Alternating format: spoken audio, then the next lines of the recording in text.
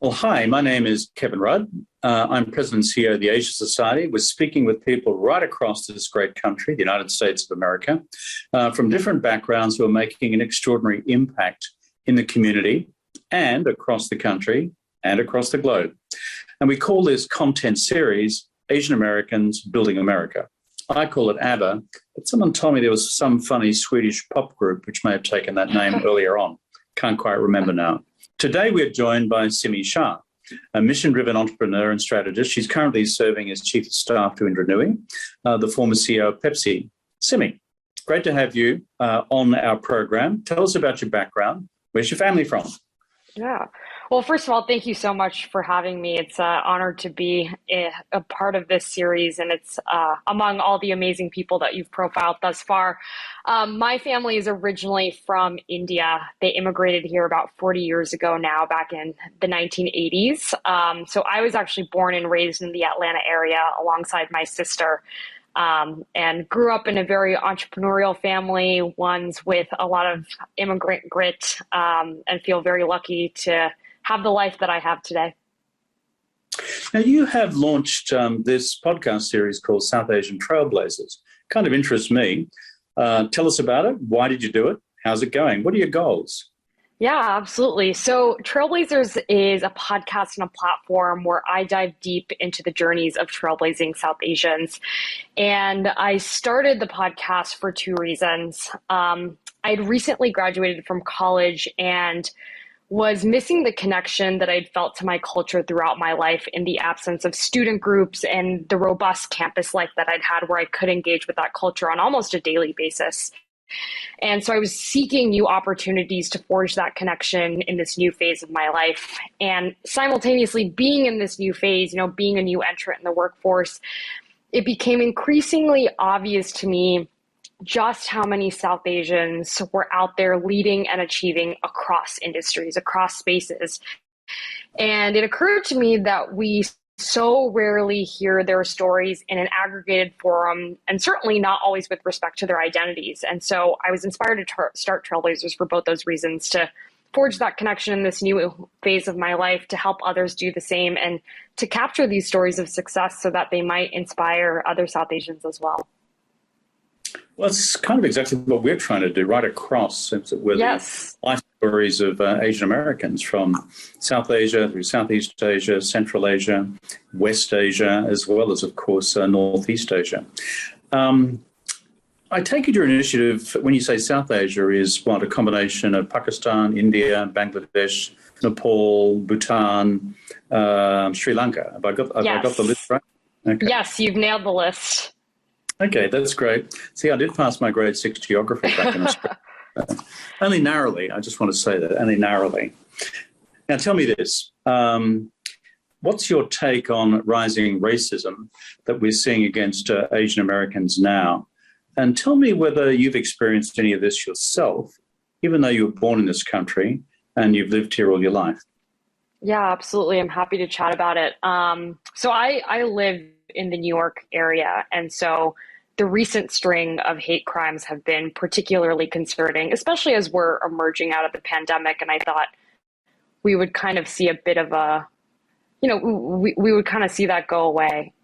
So it's concerning. I mean, I have friends, and I myself, I'm a little bit more wary when I ride the subway in terms of where I stand and, how hyper aware I am walking down the street and things like that. And seeing the impact it's had on my Asian American friends who live in the city, who are just, a little bit more nervous in doing very mundane things that they used to do without a care in the world, is sad and also frightening.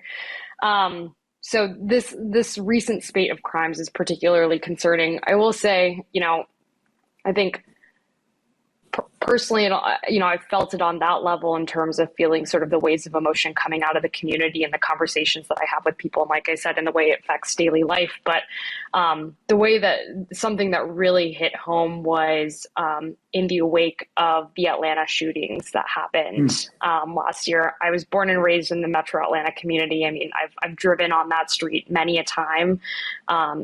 One of two of the children of one of the mothers who was killed lived, a stone's throw from my neighborhood. So that was a particularly just poignant, emotional incident that affected our community, and it's really sad to see. Seeing our community unite. Different. We have communities within our community. I think sometimes people around us forget that, but seeing us all come together to rise up against these hate crimes, to forge this bond and to speak up has been a really empowering and motivating and beautiful thing to see.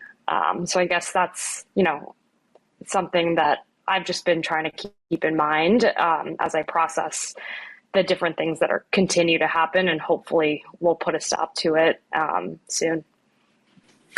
Yeah, well, fingers crossed. Part of the reason we're doing Asian Americans Building America is to get a message out to mainstream, let's call them white communities, people like me, to say this is just nuts. It's not on. It's ugly. It's offensive.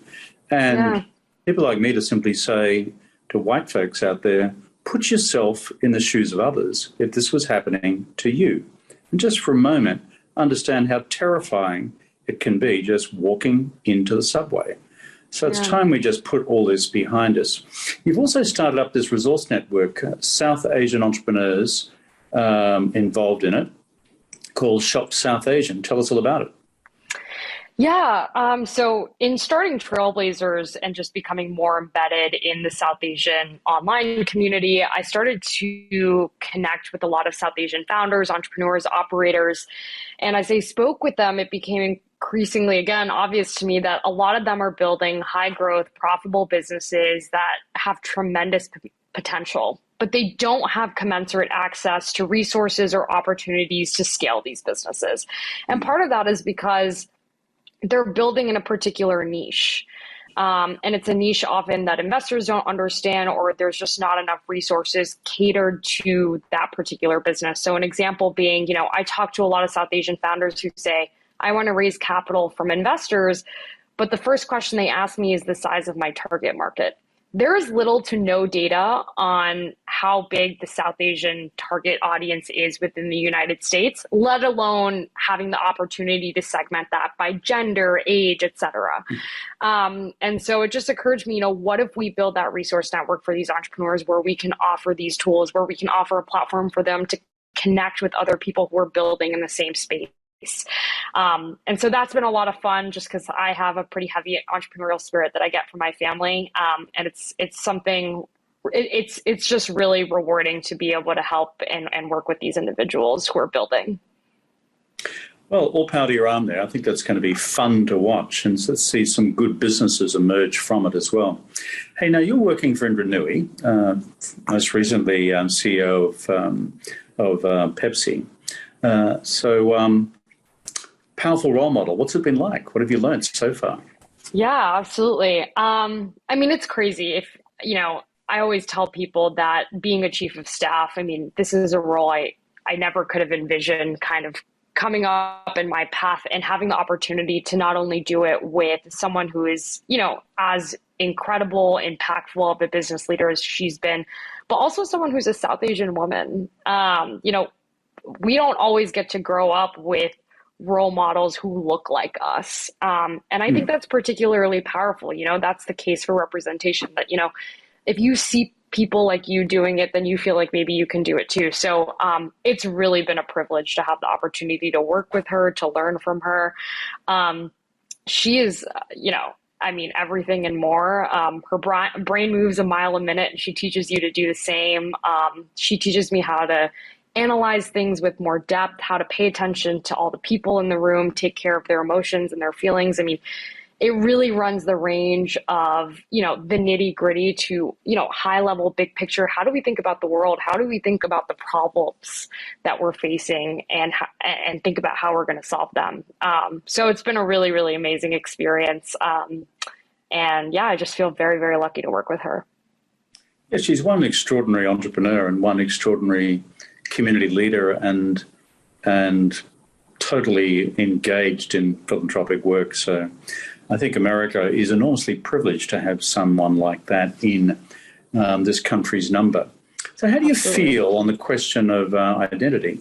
You're proud to be an American. You're proud to be an Asian American.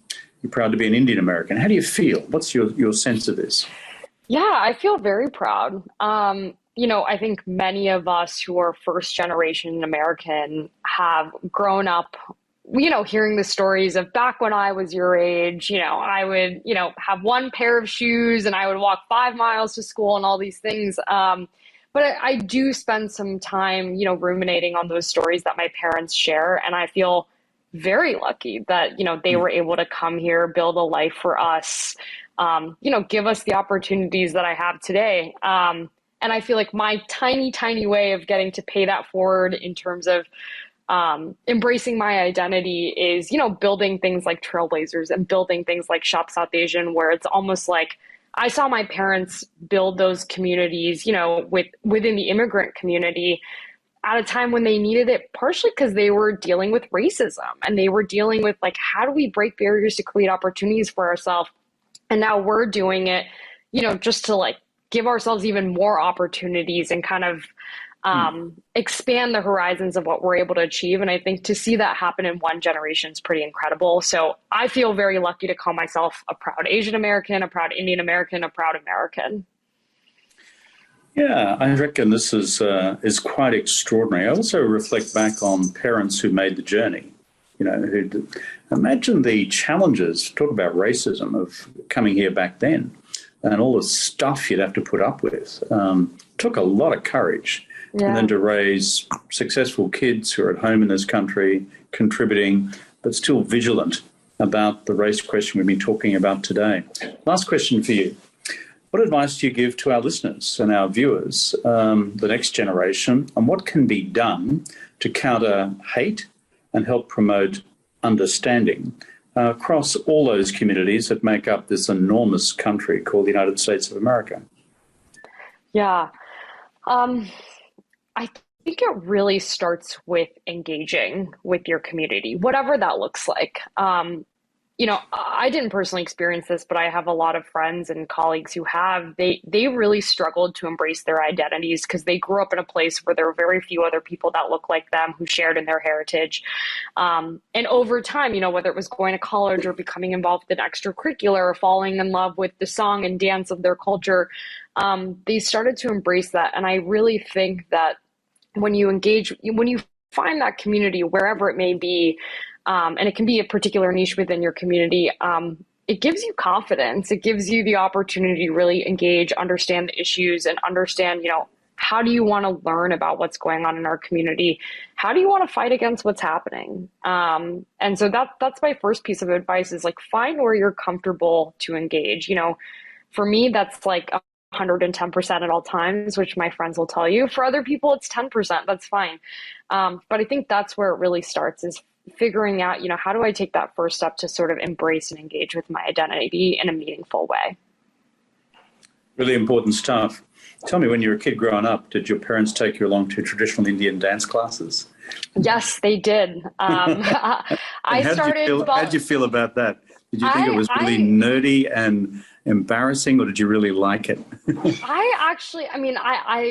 have to ask them for earlier age. I remember loving it. My sister did classical Indian dance. She did a form called Bharatanatyam, and that was like, it takes a lot of practice, whatever. My parents didn't bother enrolling me in that. I did like the more free, fun-flowing Bollywood, and I ended up dancing through high school, through college, and now I do it for fun. So I was very embedded in our culture from a very young age and fell in love with it at a very young age. And I feel very lucky that I felt that way.